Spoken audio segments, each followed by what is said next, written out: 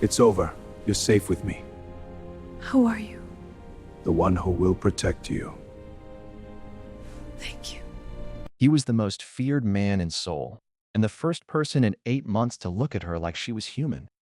She didn't trust him. She didn't trust anyone. But when Kang Min-jae removed the chains from her wrists without asking for anything in return, Amara Osi faced a truth more terrifying than captivity. Someone powerful had chosen her side, and the entire criminal underworld was about to pay for it. Before we begin, if you love powerful stories about survival, love, and justice, hit that like button and subscribe right now. Every day, we bring you stories that will stop you mid-scroll. Don't miss a single one. Now, let's get into it.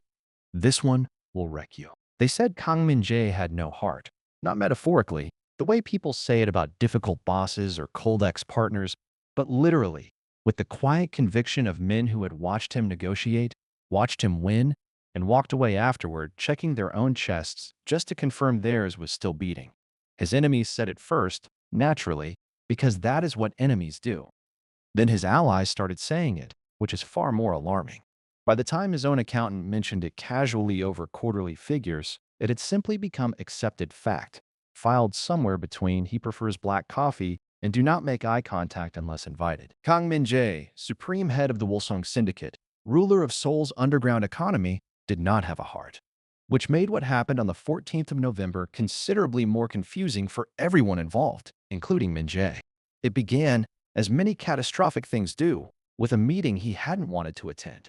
The gathering was held above a Gangnam restaurant so expensive that its tasting menu required a 3-month reservation and a financial background check, the latter being slightly ironic given who was currently seated in its private upper room. 12 men, 3 criminal networks, enough tailored fabric between them to upholster a mid-sized yacht. They called themselves a coalition, which is what people call themselves when cartel sounds too honest.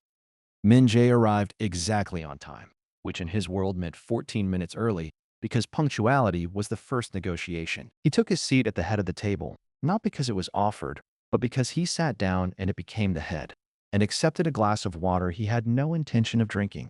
Across from him, the coalition's representative, a wide man named Baek Jun-seo, who wore his confidence the way cheap suits wore cologne, aggressively and without apology, began his proposal. Distribution channels. Cover logistics. 40% revenue share. Min-jae listened with the patient expression of someone watching a film they'd already seen, waiting politely for the part where everything went wrong. It was during the third restructured version of the same offer. Beck had apparently decided that repetition was a substitute for persuasion, that a tray rattled near the far wall. The sound was small, inconsequential, the kind of sound that 99 people in 100 would not turn to find. Min-jae was not 99 people. He turned. She was moving between the seated men with the careful stillness of someone who had learned that visibility was dangerous. Young, brown skin, natural hair pulled back tightly, the way you pull something back when you want it to take up as little space as possible.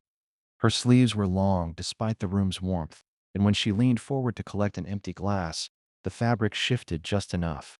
He saw her wrists. Min-jae had spent his career reading rooms, cataloging threat levels, estimating loyalties, calculating exits. He processed information the way other people breathed, constantly, automatically, without choosing to. In the 3 seconds that followed, he processed her entirely, the fear that had been worn into posture. The eyes trained on nothing, because looking at something specific was a liability she couldn't afford. The slight, involuntary compression of her shoulders when a man near her gestured too broadly. She was not a server. She was a woman who had been placed in a server's uniform and told to disappear inside it. The glass she was steadying slipped. It didn't shatter, caught the table's edge, and simply tipped sideways, spilling nothing of consequence onto nothing that mattered. The man beside her apparently disagreed. The riding crop appeared from somewhere with the practiced ease of frequent use. Min-jae stood. Not slowly, not with theatrical weight. Simply up, present. The way weather arrives. The room stopped. Baek Jun-seo made the specific error of smiling. Kang-si, she's just a servant. Put it down, Min-jae said. Quiet. Conversational. The tone of a man giving someone a single, complete opportunity. She belongs to... Min-jae held up one finger. The doors opened. 12 members of his security detail entered with the synchronized calm of people who did this professionally, because they did. The room's atmosphere changed immediately and completely. The way a room changes when someone opens a window in winter. Total, instant, impossible to reverse. What followed took 4 minutes. It felt longer to the people on the losing side. When it was done, Min-jae walked through the rearranged room toward the woman standing very still near the far wall, her back pressed against it, her eyes wide with the particular terror of someone who has learned that changes in power structure rarely improve conditions for the powerless. He stopped in front of her, reached into his jacket pocket.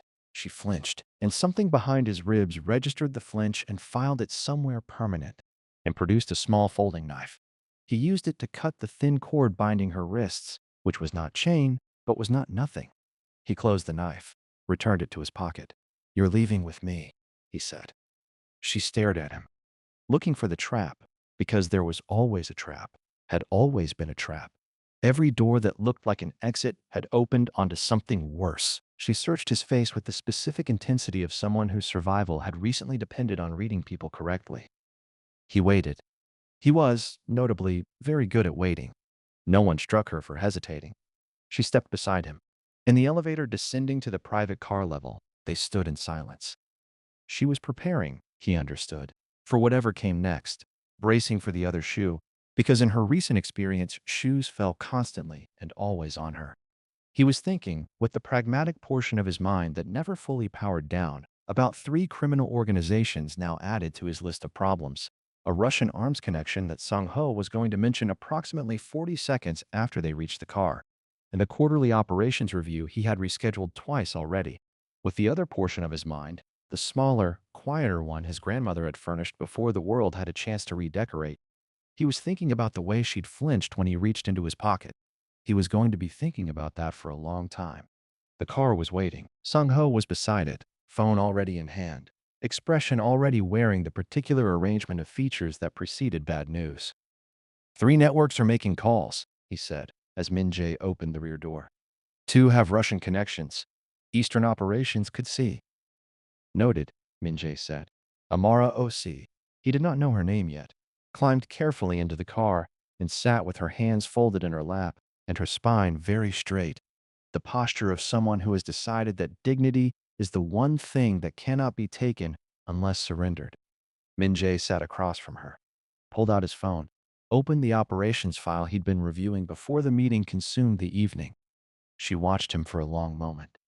Then, why? One word. Rough at the edges, like something that hadn't been used in a while. He looked up. "Because I wanted to," he said. He returned to his documents. She stared at the side of his face for the remainder of the drive, looking for the catch, and found only a man reading quarterly logistics with genuine focus, apparently unbothered by the small war he had just personally declared on her behalf. The catch, she would later learn, was that there wasn't one, which was somehow the most disorienting thing of all. The estate announced itself before it was visible. First came the gates, tall, black, iron. The kind of gates that did not ask questions and did not appreciate being asked them in return.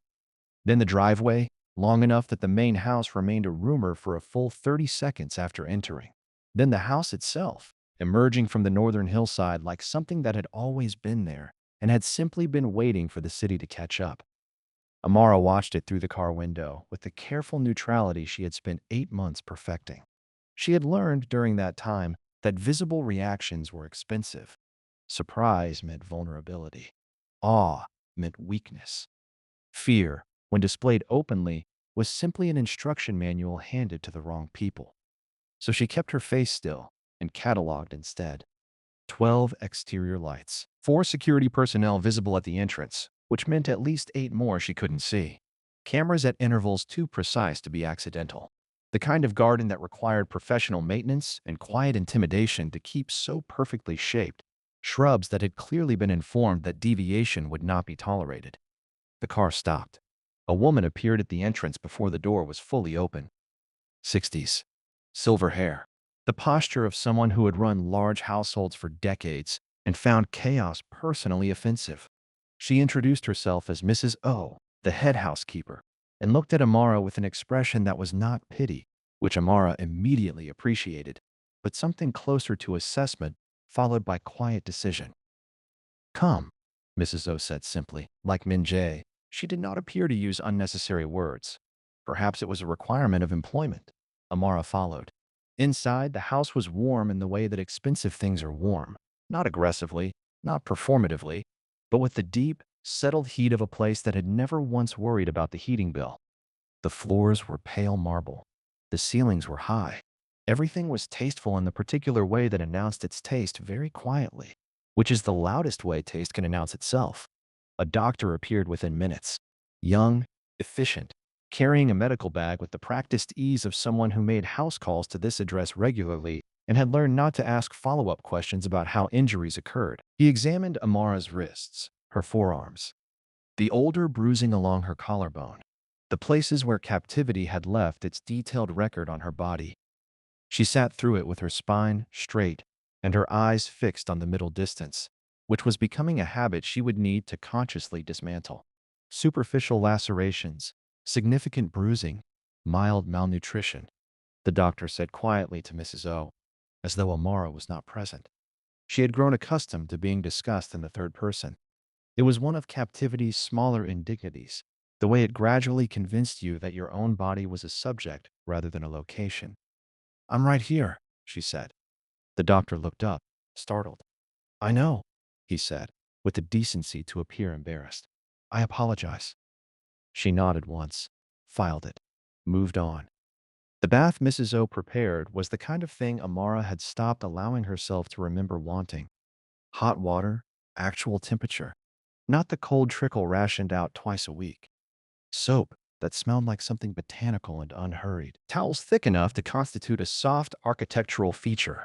She sat in it for 45 minutes. Not because she needed that long, but because no one knocked. No one timed her. No one stood outside the door performing impatience. The silence was so complete and so undemanding that she sat very still inside it, taking careful inventory of what it felt like to be a person no one was currently monitoring. Strange, she decided. Strange and slightly unbearable. The way good things feel when you've forgotten you're allowed them. When she finally emerged and found clean clothes laid out, simple, correct size, which meant someone had looked at her and made a practical judgment rather than a demeaning one.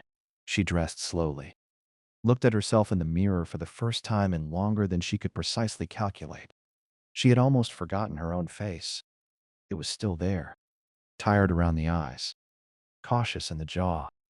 But underneath the exhaustion, underneath the 8 months of deliberate erosion, something remained that they had not managed to fully reach.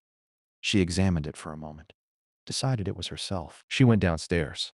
The main hall opened below her as she reached the top of the staircase. Marble, chandeliers suggesting themselves softly, a space designed for people to make significant entrances in, which she had not planned to do and was apparently doing anyway. Min-jae was crossing the hall below. He stopped. Not the careful, controlled stillness he had demonstrated in the car. An actual stop. The involuntary kind. The kind the body performs before the mind has filed the relevant paperwork. He looked up at her, and for the span of 3 full seconds, Kang Min-jae, who had reportedly once continued a negotiation while someone discharged a firearm in the adjacent room, simply stood there. She came down the stairs because the alternative was standing at the top of them indefinitely, which seemed impractical. Thank you, she said when she reached the bottom. Careful, formal, the language of someone setting terms carefully, making clear that gratitude was not the same as obligation, that she understood the difference even if no one else in her recent life had. He was still looking at her with that expression she couldn't entirely classify. It wasn't the look she knew, the inventory look, the ownership look, the assessment of value look. It was something she didn't have recent reference material for. What's your name? He asked. The question landed with unexpected weight. 8 months of being a number. 8 months of her and it and the girl. She felt something loosen, slightly, in her chest. Amara, she said. Amara Osei. He repeated it once, quietly, as though confirming that it fit. It did. No one will ever own you again, he said. She stared at him, looking for the footnotes, the asterisks. The terms and conditions apply that always followed promises made by powerful men. She found none. Sung-ho materialized at Min-jae's shoulder with the punctuality of a man who had evolved past knocking. He delivered his update in rapid Korean. 3 organizations: Russian connections, Eastern operations, retaliation timeline. And Min-jae listened without removing his attention entirely from Amara's face, which she found simultaneously flattering and unnerving. Handle the preliminary response, Min-jae said to Sung-ho. I'll review everything in an hour. Sung-ho looked at Amara, then at Min-jae, then performed the specific facial expression of a man who sees trouble arriving and has decided that noting its arrival in his personal log will have to suffice. He left. The chef appeared next, presenting 3 meal options with the earnest energy of someone who had been given an important assignment and intended to honor it fully. Amara stared at the options, actual choices, and felt the strange, inconvenient pressure of tears that she refused, absolutely refused, to release in front of a man she had known for approximately 90 minutes. The juk, she said quietly. Rice porridge. Simple. The first thing her mother had ever made her when she was sick. The chef nodded and disappeared. Min-jae gestured toward the sitting room off the main hall. She followed, because she was not yet sure what else to do with herself in a space this large and this safe. Safety itself being something she needed to relearn the dimensions of. They sat, not close, a respectful distance, the kind that acknowledged without discussing the complicated geography of her recent history. You're from Ghana, he said. Not a question. He'd heard her name, calculated the origin. Accra, she said. I came here for graduate school. Something moved across his face. Brief. Controlled almost immediately. Architecture, she continued, because she had decided, quietly on the staircase, looking at her own face in the mirror, that she was going to say her own story out loud in her own words at the first available opportunity, because they had taken enough from her, and they were not taking the narrative as well. Urban planning.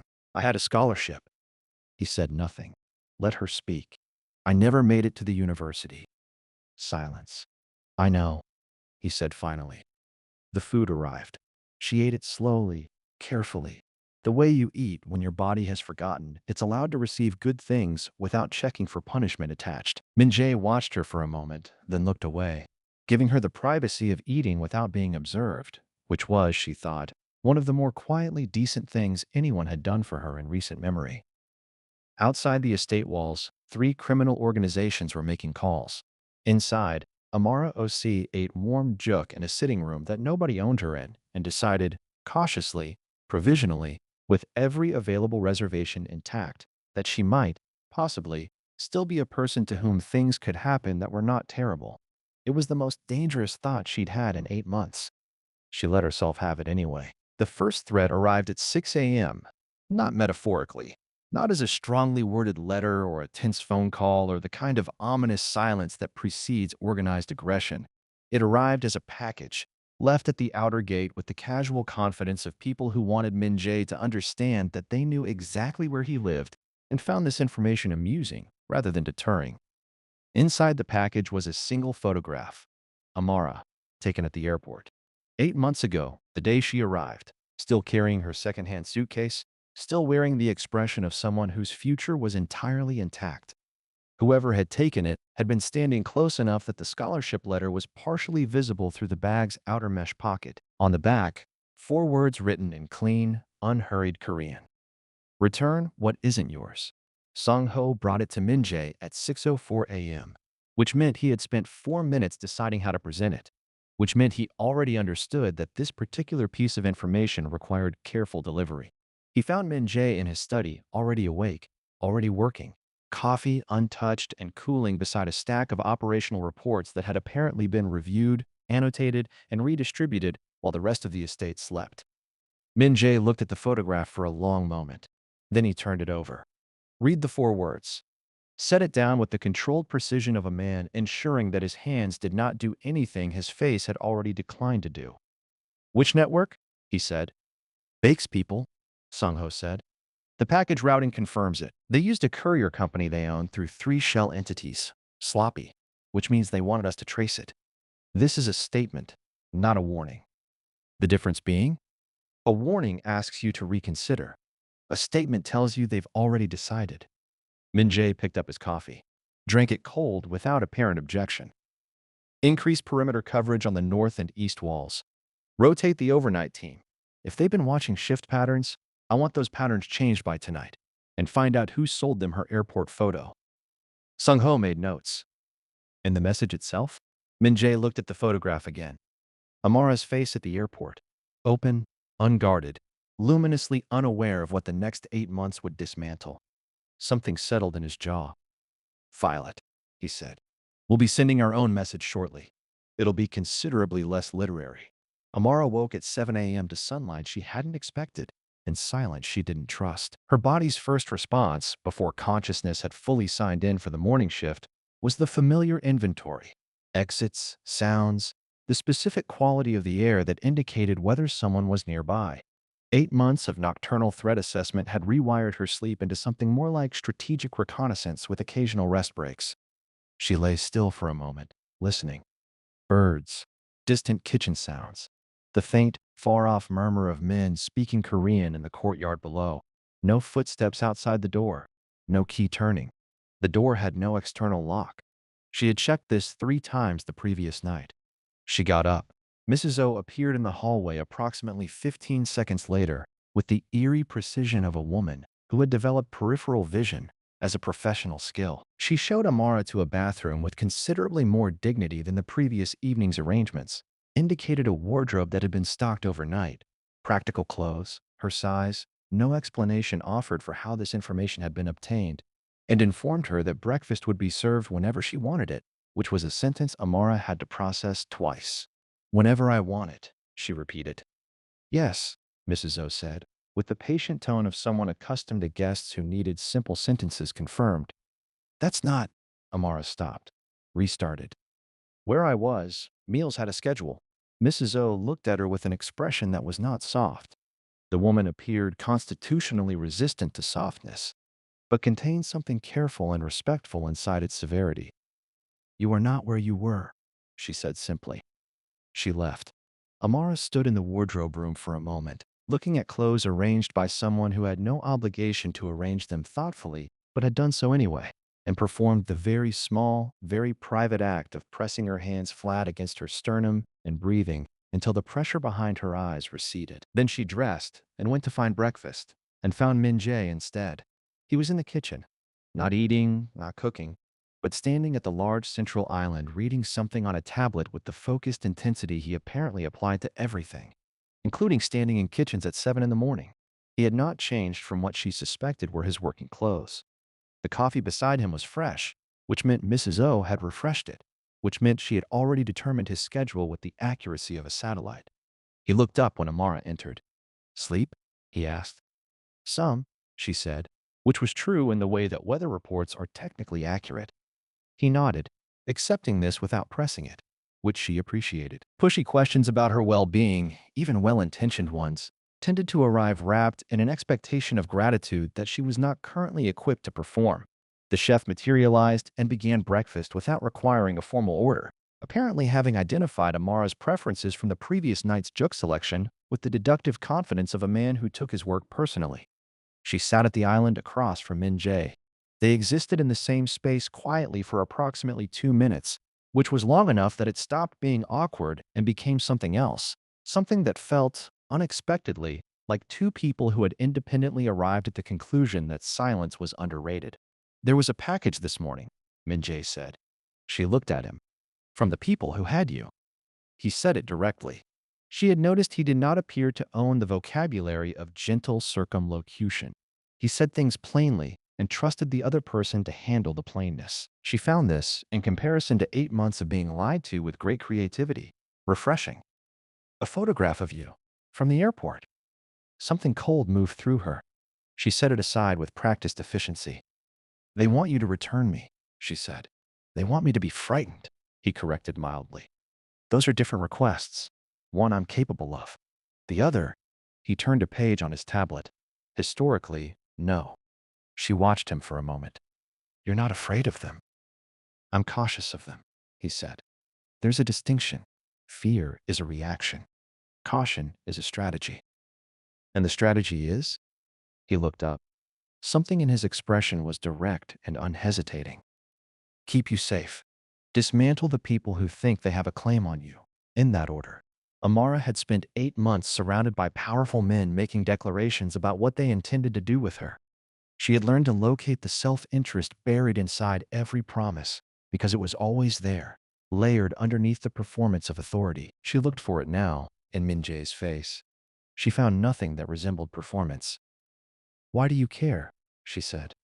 The question came out more direct than she'd intended, the careful wrapper she normally kept around her words apparently having not yet woken up. "You don't know me. You didn't know me yesterday. You walked into a meeting about distribution logistics and walked out having declared war on 3 criminal organizations for a woman you couldn't identify by name." He was quiet for a moment. "My grandmother," he said finally, "ran a small restaurant in Busan. When I was 9, I watched 3 men come in and treat the woman who washed dishes like she was part of the furniture. My grandmother asked them to leave." He paused. She was not a large woman. They were not small men. They left anyway because she meant it absolutely. He picked up his coffee. "I mean it absolutely," he said simply. Breakfast arrived. She ate it.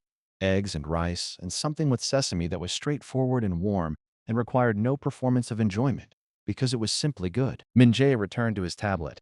The kitchen held them both without demanding anything of either. Outside the estate walls, Baek Jun-seo was making calls. Inside, Min-jae set down his tablet and said, without looking up, "Your scholarship. The university still has your application on file. I had it checked this morning." Amara's fork stopped. "Urban architecture," he continued. "Third-year graduate program. The department head assumed you'd withdrawn. He was incorrect. If you want it corrected," he turned a page, "it can be corrected." She stared at the side of his face. 8 months. 8 months since anyone had spoken about her future as though it still existed. As though it was a place she could return to rather than a door that had been sealed and forgotten. "Why did you check?" she said quietly. He looked up then, directly, without deflection. "Because you came to Seoul for a reason," he said. "That reason didn't disappear because someone tried to make you disappear." The kitchen was very quiet. She looked down at her breakfast, pressed her back teeth together, breathed. "I'll think about it," she said. It was the first time in 8 months she had thought about anything beyond the next 5 minutes. It felt enormous. It felt like the first architectural sketch in 3 new notebooks. It felt, cautiously and with every available reservation still fully in place, like something beginning. The attack came on a Wednesday, which Min-jae later noted was statistically the least dramatic day of the week and therefore, in retrospect, the obvious choice. It was not a large attack. Baek Jun-seo was many things.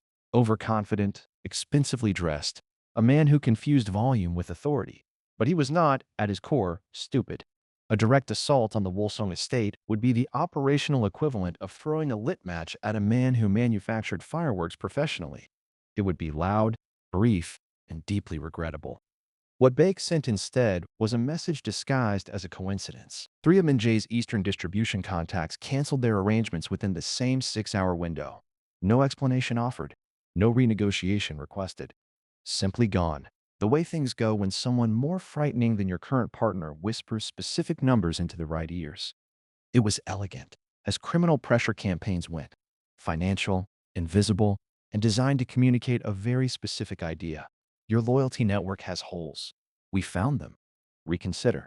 Sung-ho delivered the news at noon with a spreadsheet because Sung-ho delivered everything with a spreadsheet on the principle that bad news presented with organized data was at least professionally packaged and stood across Min-jae's desk waiting for a response that did not involve him personally. Min-jae reviewed the figures, set down the spreadsheet. "They're trying to make this a business argument," he said. "It is a business argument," Sung-ho replied carefully. "No," Min-jae said. "It's a personal argument wearing a business argument's clothes. They want me to calculate whether she's worth the cost." He straightened the spreadsheet's edge unnecessarily. "They've misunderstood the nature of the calculation." Sung-ho made a note. "And the Eastern contacts? Replace them. I want new arrangements confirmed by Friday." He paused. "And find out which 3 contacts were susceptible to Baek's approach. I'm less interested in the defection than in the vulnerability it reveals." You're not angry? Min-jae looked up with the mild expression of a man who found the question slightly beside the point. Anger is for people who didn't anticipate the problem. I anticipated the problem. He stood. I'm going to check on Amara. Sung-ho watched him leave with the expression of a man revising several previously held assumptions simultaneously. Amara was in the garden. This was not, in itself, remarkable. People went to gardens. Gardens existed for the express purpose of being visited. What was remarkable, what made the two security personnel stationed near the east wall exchange a look of quiet, mutual bewilderment, was what she was doing in the garden. She was measuring it. Not with any tool she'd been provided. She had apparently located, in the estate's supply room, a measuring tape long enough for serious architectural work. A notepad she'd requested from Mrs. O that morning under the explanation that she needed to write something down, and a pencil she'd found behind the kitchen counter and claimed without apology. She was pacing distances between the garden's structural elements, measuring, sketching, and making notes with the concentrated focus of someone who had located a frequency they thought they'd lost and was not planning to let go of it again. Min-jae found her crouched near the garden's north wall, measuring the distance between two ornamental columns with the pencil held between her teeth and the notepad balanced on one knee. He stopped a few feet away and waited. She finished the measurement, wrote it down, looked up. Your garden, she said, in the tone of someone delivering a professional assessment to a client who had not yet requested one, is structurally confused. He looked at the garden, then at her. Is it? The water feature wants to be a focal point, but it's positioned like an afterthought. The path layout creates 3 dead ends, which means whoever designed it prioritized aesthetics over flow. She tapped the notepad with her pencil, and the south wall gets afternoon light that nobody's doing anything useful with. The garden, Min-jae said carefully, cost a significant amount of money. Money and competence are not the same thing, she said, with the crisp serenity of someone who has held this opinion for years and found it consistently vindicated. Expensive mistakes are still mistakes. They're just better dressed. He looked at her. She looked at him. Something shifted in the air between them. Not dramatically, not with the kind of cinematic weight that announces itself, but quietly, the way tectonic plates move. Slow, deep, and ultimately responsible for everything. Fix it, he said. She blinked. What? The garden. If it's structurally confused, fix it. He slid his hands into his pockets with the easy authority of a man who had just made a medium-sized organizational decision and found it straightforward. You have full latitude. Mrs. O will arrange whatever materials you need. I wasn't, she stopped. I was just noting. I know, he said. I'm taking your notes seriously. Is that a problem? It was not a problem. It was, in fact, the opposite of a problem, which is why she didn't immediately have an answer for it. In her experience, competence displayed was competence appropriated. Her observations noted, her ideas absorbed, her name removed before the credit arrived. The idea that someone might simply say your expertise, your project was architecturally foreign to her in the deepest possible sense. I need to sketch the full redesign first, she said finally. Proper measurements, material assessment. Take whatever time you need. It could take weeks. Then it takes weeks. He glanced at the water feature. Now that she'd mentioned it, it did look somewhat apologetically placed. I'll tell Mrs. O. He turned to leave. Min-jae, she said. He stopped, turned back. It was the first time she had used his name. She hadn't planned it. It had arrived without announcement, the way first names do when the distance between two people shifts without either of them signing the paperwork. She registered this. He registered her registering it. A brief, precise moment of mutual acknowledgement that neither of them commented on directly, because some things are more true when left unspoken. Thank you, she said. Not just for... She gestured vaguely at the estate, at the garden, at the measurable distance between now and 8 months ago. All of it. For this. For taking it seriously. He held her gaze. Your talent didn't stop existing because someone tried to bury it, he said. Then, quieter. Nothing about you stopped existing. He left. She stood in the garden for a long moment, pencil in hand, notepad against her knee, looking at the water feature that wanted to be a focal point and had been placed like an afterthought. She knew the feeling. She opened to a fresh page and began to sketch in earnest, not cautiously, not provisionally, but with the full committed pressure of someone who has remembered that they know how to do this, that they were always going to know how to do this. That 8 months of cruelty had managed many things, but had not managed to reach the part of her that understood space and light and the way human beings needed to move through the world. She sketched for 2 hours. Inside the mansion, Sung-ho knocked on Min-jae's study door and informed him that 2 of the 3 canceled distribution contacts had already been replaced, that a third was pending, and that preliminary intelligence on Baek's operation suggested a financial pressure campaign rather than a physical one. For now. He thinks this is a negotiation, Min-jae said, reviewing the report without looking up. Isn't it? No, Min-jae said. He turned a page. It stopped being a negotiation when I saw her wrists. Sung-ho was quiet for a moment. Then, the Eastern Syndicate has requested a meeting. They want to understand your position before committing to either side. My position is straightforward. Min-jae set the report down. Tell them I don't have positions. I have decisions, and this one is made. Outside, Amara filled her 4th page of sketches. The garden was beginning, on paper at least, to know what it wanted to be. She had not smiled yet, not fully, not the way that reaches the eyes and means it. But the expression on her face as she worked, precise and absorbed, and present in a way she hadn't been permitted to be in 8 months, was something adjacent to it. Something that Smiled's immediate neighbor. Something that, with time and the right conditions and a garden that finally understood its own focal point, might become the real thing. 3 criminal organizations were making calls across Seoul. Amara Osei was redesigning a garden and remembering her own name. She was, quietly and without permission from anyone, beginning to win. The informant had been in the estate for 14 months. This was, Min-jae would later reflect, the most professionally embarrassing detail of the entire situation. Not that there was an informant, infiltration was an occupational reality, a cost of doing business at his level, the organizational equivalent of shrinkage in retail. What was embarrassing was the duration. 14 months. The man had been eating Mrs. O's kitchen food, sleeping in estate-provided quarters, and forwarding operational details to Baek Junseo's network for over a year, right under the surveillance infrastructure of a man whose entire reputation rested on seeing things other people missed. His name was Ryu. Junior Security Rotation. Unremarkable in the specific way that people who are hiding something practice being unremarkable.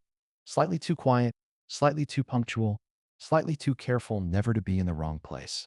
Min-jae had noticed him peripherally, filed him under adequate and uninteresting, and moved on. The mistake, he acknowledged privately, was in equating uninteresting with unthreatening. It was Amara who found him, not deliberately, not through any intelligence operation or strategic surveillance. She found him the way observant people find things, by being present, paying attention, and noticing when the geometry of a situation was slightly wrong. She had been working late in the garden, sketching by the light from the mansion's exterior fixtures, which threw useful shadows she was incorporating into her redesign, when she saw Ryu crossing the east courtyard at an angle that had no operational explanation. The security rotation went north to south on the hour. East crossing happened only during shift changes, and shift changes were not for another 40 minutes. She had spent 8 months in environments where deviations from routine were either punishments or preludes to them. She had developed, out of pure survival necessity, a forensic sensitivity to patterns breaking. She noted the angle, the time, the phone in his hand, screen down. She went inside and found Sung-ho. Min-jae was informed at 10 p.m. He reviewed the information.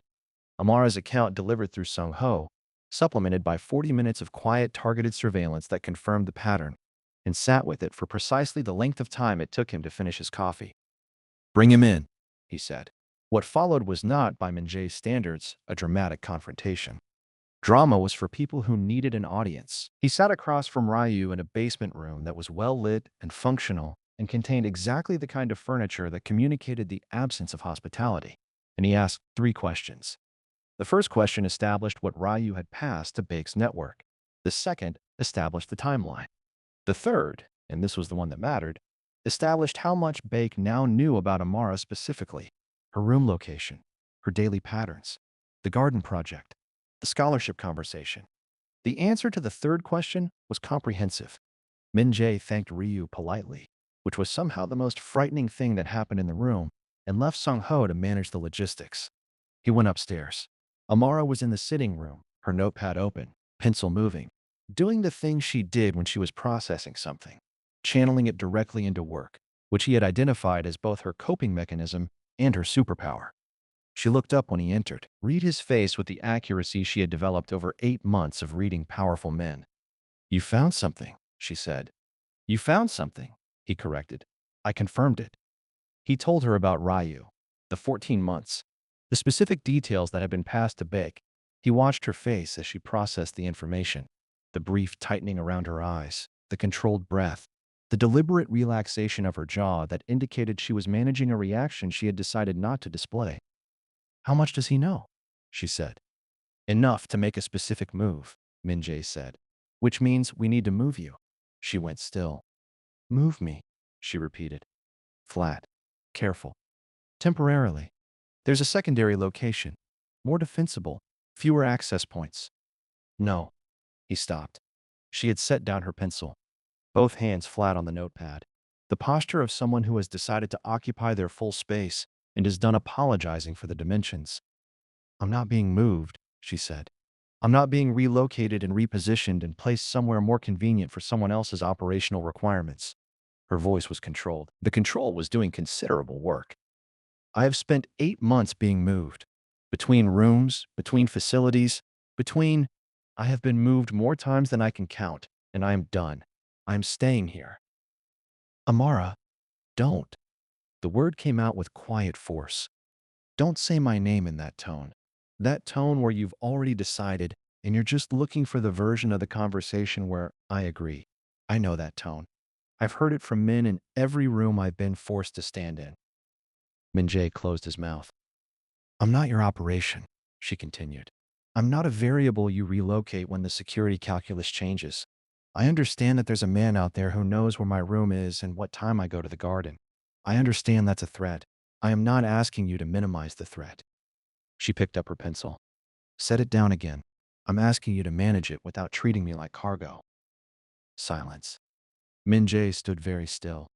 He was not, in his professional life, a man who lost arguments. He was not, if he was being precise about it, a man who encountered many arguments.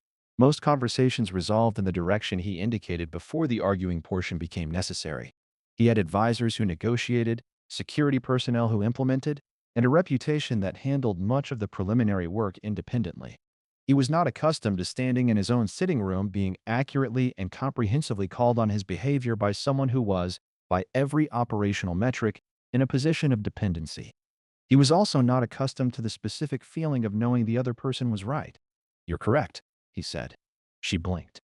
"The way I framed it was wrong," he continued, with the careful precision of someone choosing words that cost something. "I treated it as a logistics problem. It isn't." He moved to the chair across from her and sat down, not standing over the conversation, not managing it from a position of height. Level. "I'm not relocating you. We'll reinforce here. Rotation changes, access protocol revision, additional coverage on the garden specifically." He paused. "I should have asked what you needed instead of telling you what was happening." She looked at him for a long moment. "Yes," she said. "You should have." "I'm not," he said quietly, very practiced at asking. "I noticed. I'm aware." Another silence. A different quality this time. Not the silence of conflict, but the silence of two people who have just shown each other something real and are deciding what to do with the visibility. "Why?" she said. Not the practical why. She'd accepted the practical explanation. The other why. The one that sat underneath the logistics and the security protocols and the war he was fighting on her behalf. He looked at her directly. "Because somewhere in the last 4 days, I stopped thinking about your safety as a responsibility and started thinking about it as..." He paused, choosing accurately. "Something I couldn't imagine not doing." The room held this.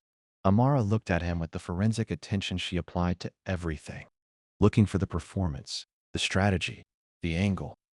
She found a man being genuinely, uncomfortably honest about something he hadn't planned to be honest about. "That's a complicated thing to say," she said finally. I'm aware, he said again. I'm not, she started, stopped, reorganized. I'm not in a place where I know what anything is yet. I don't know what I feel. I don't know what I trust. I don't know what's real and what's my nervous system confusing kindness with safety because those two things spent 8 months being completely separate. I know, he said. I need time. You have it. And I need you to stop making unilateral decisions about my physical location. Agreed. She picked up her pencil, looked at her notepad, then back at him. The north wall reinforcement. If you're adding coverage there, I need to know the installation points before they go in. They'll affect the sightlines I'm designing around. He stared at her. For the garden? She clarified. Something moved across his face. Not the controlled, managed expressions she'd cataloged in the last 4 days. Something warmer and slightly undone and entirely unplanned. He almost smiled.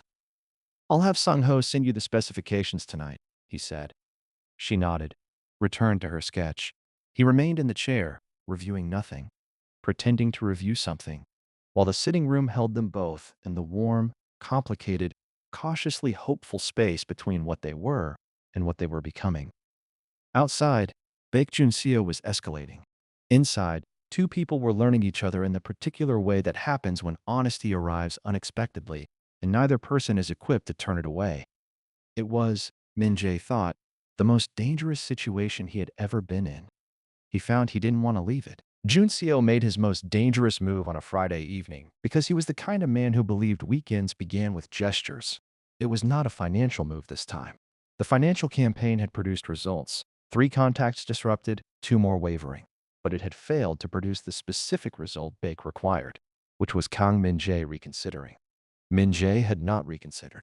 Min-jae had, in fact, replaced the disrupted contacts faster than Baek's network had anticipated and sent a message through back channels that was, by all accounts, extremely brief and entirely unprintable.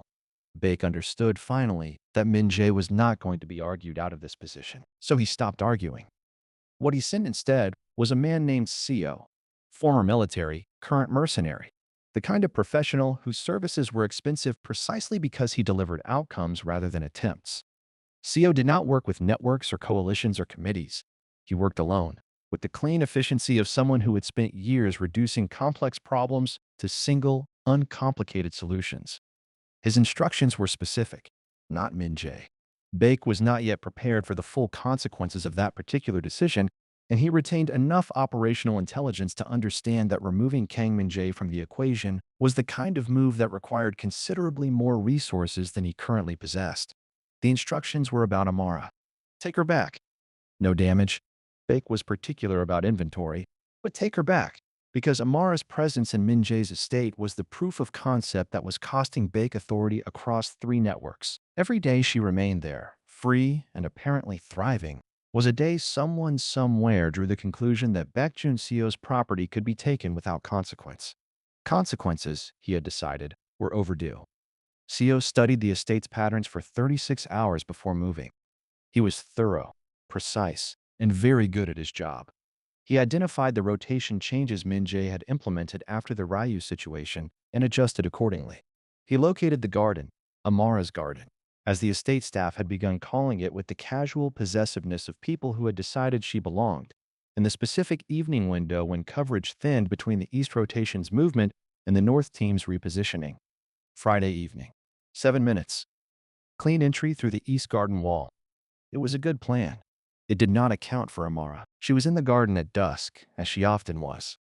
The evening light did specific things to the space she was documenting for the redesign. Long shadows that revealed the ground's natural grade in ways midday obscured. She had her notepad, her pencil, the measuring tape hooked to her belt loop with the comfortable familiarity of a tool reclaimed. She heard the wall before she saw him. Not the sound of someone climbing. Seo was too practiced for audible climbing. What she heard was the garden's silence changing quality. The birds that nested in the north hedge went quiet in sequence, east to west, the way birds go quiet when something large and unfamiliar moves beneath them. She had learned, in 8 months, to read silences the way architects read blueprints, for what the absence revealed about the structure. She did not run. Running was loud and directionless, and announced your location to anyone within earshot. Instead, she moved, deliberately, quietly, toward the garden's maintenance shed near the south wall. The one she had catalogued on her third day as containing, among other things, the heavy iron stakes used to anchor the ornamental fence sections. She reached it 12 seconds before Co came over the east wall. She heard him land, heard the pause as he scanned the garden, and found it apparently empty. Heard the careful footsteps crossing toward the garden's center, where the light was better and the sightlines were clear. She pressed herself against the shed's interior wall and thought, with the precise clarity that arrives when the nervous system finally stops pretending and starts performing, about angles. She was not a fighter. She had no training, no particular physical advantage, and no illusions about what happened if a professional mercenary located her in a garden shed. What she had was 12 years of architectural thinking, the deep, instinctive understanding of how bodies moved through space, where load concentrated, how structure failed. She waited until his footsteps were close enough. Then she stepped out, swung the iron stake with every gram of accumulated rage she had been storing since the airport, and hit Co across the back of his right knee with the precise, structural confidence of a woman who understood exactly where joints failed. He went down. She hit the alarm panel on the shed's exterior wall. Min-jae had shown her every alarm location personally on day 2, in a tour that she had understood at the time as operational, but now understood as something more, and the estate erupted. Security reached the garden in 45 seconds. Co was still on the ground, containing his injury with professional stoicism and regarding Amara with an expression of genuine professional surprise. She stood 6 feet away, iron stake still in hand, notepad somehow still tucked under her arm, watching him with the level attention of someone who has managed a structural problem and is now documenting the outcome. Min-jae arrived in the garden at 48 seconds. He took in the scene. Co on the ground, security surrounding him, Amara standing with an iron stake and her notepad with the composed energy of someone who had just resolved a mild inconvenience and was briefly, completely silent. He came over the east wall, she said. Her voice was steady. Her hands, he noticed, were not entirely. The birds went quiet first, the ones in the north hedge. You hit him with a fence stake, Min-jae said. Structural weak point, she said. The knee. If you understand how load distributes through a joint. You hit a professional mercenary with a fence stake, he said again, with the tone of a man whose brain was processing something in stages. He was going to take me back, she said simply. The simplicity of it, the flat, unadorned statement of what had almost happened, landed in the garden with considerable weight. Min-jae looked at her, the steady voice, the unsteady hands, the notepad still tucked under her arm because she had apparently not been willing to put it down even during an assault, as though it represented something she was not letting go of regardless of circumstances. Something in his chest performed an action that was entirely outside his operational vocabulary. He crossed the garden in 4 steps. He didn't touch her, stopped just short, close enough that stopping was a choice rather than a distance, and looked at her face directly. Are you hurt? No. Are you certain? I hit him. He didn't hit me. Amara? She met his eyes. The steadiness was real. He could see that. This was not performed composure, not the calibrated stillness she'd worn when he first found her. This was something she had actually earned, something that had been tested just now and had held. But underneath it, visible only because he had spent days learning to read her the way she read spaces. For what the absence revealed was the particular exhaustion of someone whose body has just informed them at full volume how frightened it was. I'm fine, she said quietly. I handled it. You did, he said, fully, without qualification. She exhaled, small, almost imperceptible, the specific exhale of someone who needed to be believed and wasn't certain they would be. He turned to Sung-ho, who had arrived during the exchange and was standing at a respectful distance with his phone and his spreadsheet and the expression of a man dramatically revising his threat assessment documentation. I want Bake's full network mapped by morning, Min-jae said. Every contact, every channel, every shell company and subsidiary. All of it. Sung-ho made a note. And Co? He's a professional. He'll tell us what he's paid to tell us, and nothing more. Min-jae looked at the mercenary, still seated on the ground with quiet, professional dignity. But what he tells us will be enough. He turned back to Amara. Come inside, he said. Not an instruction this time. Not a directive. A question wearing the clothes of a sentence offered to someone he had learned through a sitting room argument that had rearranged several of his operating assumptions to ask rather than direct. She looked at the garden, at the east wall, at the stake she was still holding, which she now noticed, and sat down against the shed with deliberate calm. I want to finish my measurements first, she said. He stared at her. The evening light is almost gone, she said. If I lose this angle, I have to wait until next Friday for the same conditions. Someone just tried to abduct you. I'm aware. I was there. She opened her notepad. 15 minutes, then I'll come in. He looked at her for a long moment. Then he positioned himself near the south wall, hands in pockets, facing the garden's perimeter. I'll wait, he said. She looked at him. At the casual certainty of the stance, the man who had declared war on 3 criminal organizations, whose name made police commissioners straighten their posture, standing in a garden at dusk because she needed 15 minutes. You don't have to. I know, he said. The words landed the way his words always landed, plain and absolute, and carrying the particular weight of things he meant entirely. I want to. She held his gaze. Then she turned to her notepad and began measuring, and he stood at the garden's edge watching the perimeter. And the evening light did its slow and useful work across the space she was learning to rebuild. Inside, Song-ho was already building a map of Baek's network with the focused energy of a man who understood that the map Song-ho produced by morning was 17 pages long. It covered 3 criminal networks, 11 shell companies, 4 legitimate business fronts including a logistics firm, a private security contractor, and, with a specificity that suggested either exceptional intelligence work or divine intervention, a Gangnam restaurant that charged 400,000 won for a tasting menu and apparently laundered money through its wine cellar with the same casual confidence it applied to everything else. Min-jae reviewed all 17 pages over black coffee at 5 a.m. while the estate slept around him. He read with the focused attention of a man who was not reading for information. He had already absorbed the information, but for pattern, for the single structural weakness that every network contained, the load-bearing point that, if correctly identified and precisely addressed, caused everything connected to it to fail simultaneously. He found it on page 11.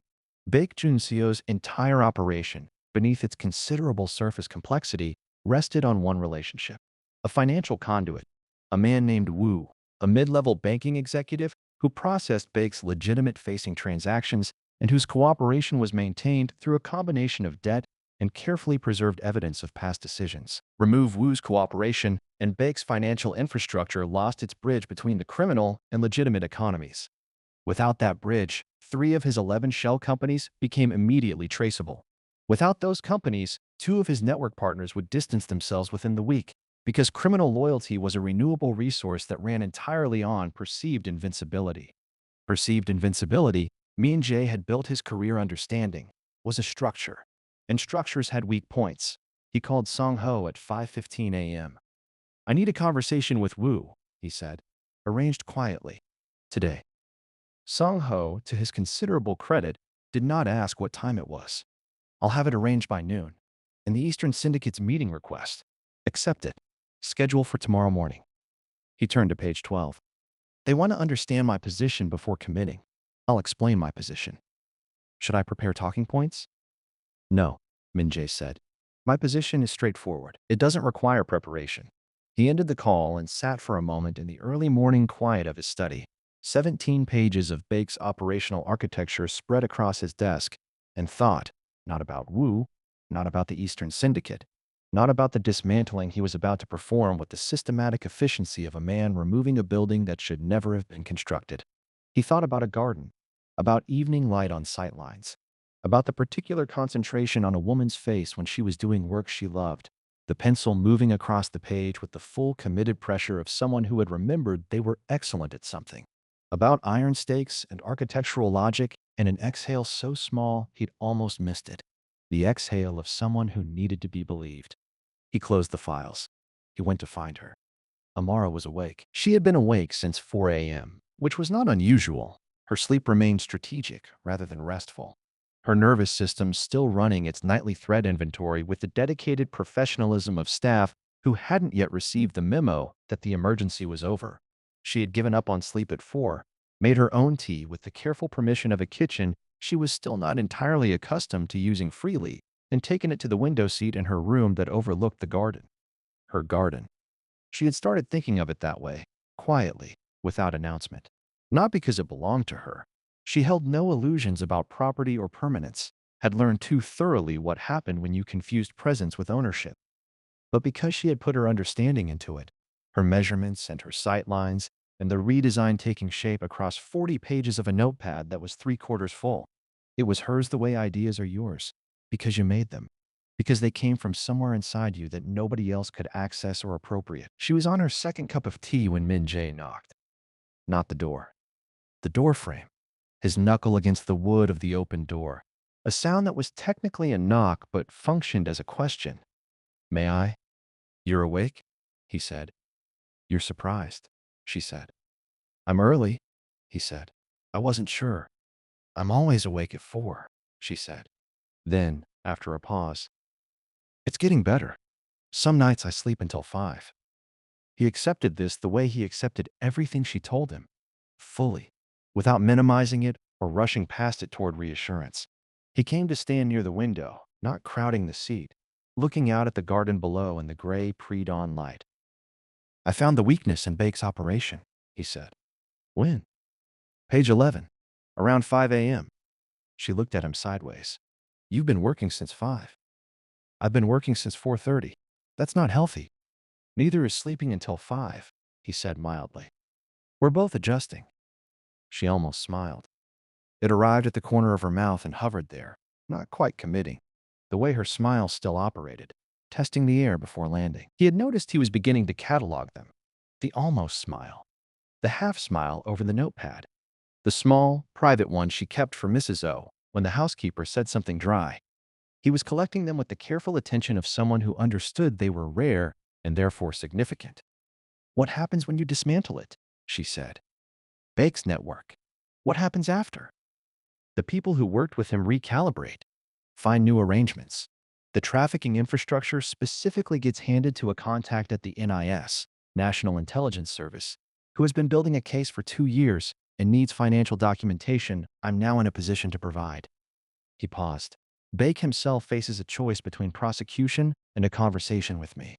One of those options is considerably less comfortable than the other." "And the women he's holding?" she said. Quiet, direct. The statement of someone who had not forgotten for a single day that she was not the only one. 14 locations, he said. Sung-ho's team has already begun mapping them for the NIS contact, part of the same package. He turned from the window to look at her. "I wasn't going to address only your situation." She met his eyes. "I know," she said. She had known, she realized, for several days, had been watching him work. The phone calls she half heard through closed doors.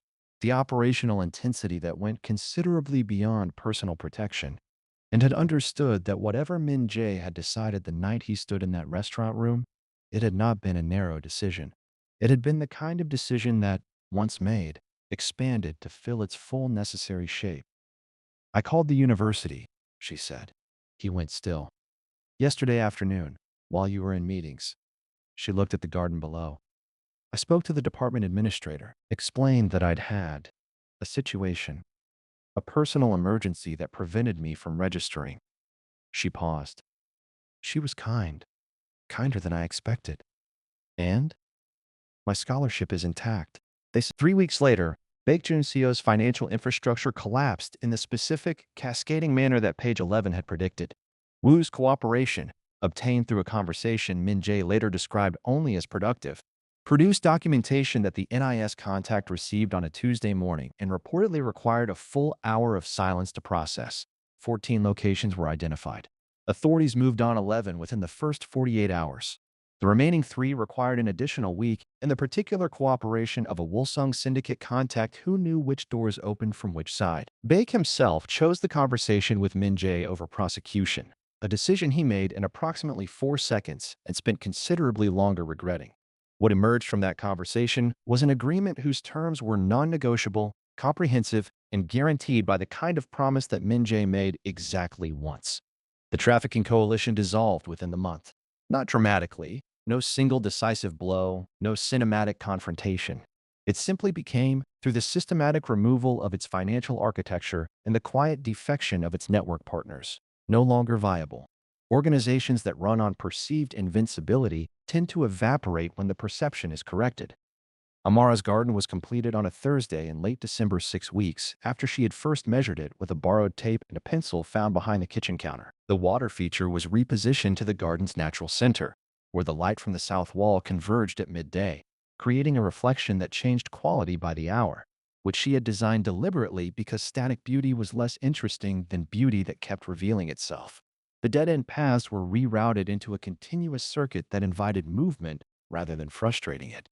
The south wall's afternoon light was captured through a series of planted levels that Mrs. O, upon seeing the finished design, described as the first sensible thing that garden has contained. Min-jae walked through it on the Thursday it was completed, with Amara beside him, who was explaining sightlines with the focused enthusiasm of someone doing work they loved in front of someone who was genuinely listening. He was genuinely listening. At the garden's new center, beside the repositioned water feature doing its changing quality light thing in the December afternoon, he stopped. "It's better," he said. "It knows what it wants to be now," she said. He looked at her, the December light on her face, the notepad under her arm. Always the notepad, always the pencil, always the particular readiness of someone who had decided they were done being interrupted and was going to keep working regardless of what the world sent over the east wall. "Spring semester," he said. "February," she confirmed. "The department head wants to meet next week. Apparently the scholarship reinstatement requires an interview." She paused. "Which I'm going to ace." "Obviously," he said. She looked at him sideways. "You're very certain. I've seen you take down a mercenary with structural logic and a fence stake," he said. "An academic interview is not a competitive concern." She laughed. It was the first time he had heard it. Real laughter, unguarded, arriving without permission and not apologizing for it. It lasted only a moment before she caught it and brought it back to a smile. But it had been there, fully, briefly, completely. He filed it with the others he'd been collecting. The garden held them in the December afternoon, the water feature doing its hourly revision, the light moving across surfaces that had finally been arranged to receive it properly. Soul breathed outside the walls, heavily, hungrily, swallowing secrets and exhaling neon. And inside the estate's northern hills, in a garden that had been structurally confused and was now exactly what it had always been trying to be, two people stood beside a water feature and existed in the same space without requiring anything of the silence. It was not an ending. It was, Amara Osei had decided, cautiously, provisionally, with every hard-won reservation still available for deployment, a beginning. The best kind. The kind you build yourself, carefully, from the ground up, with proper measurements and good light, and the absolute refusal to place the focal point anywhere but the center where it always belonged, where she always belonged.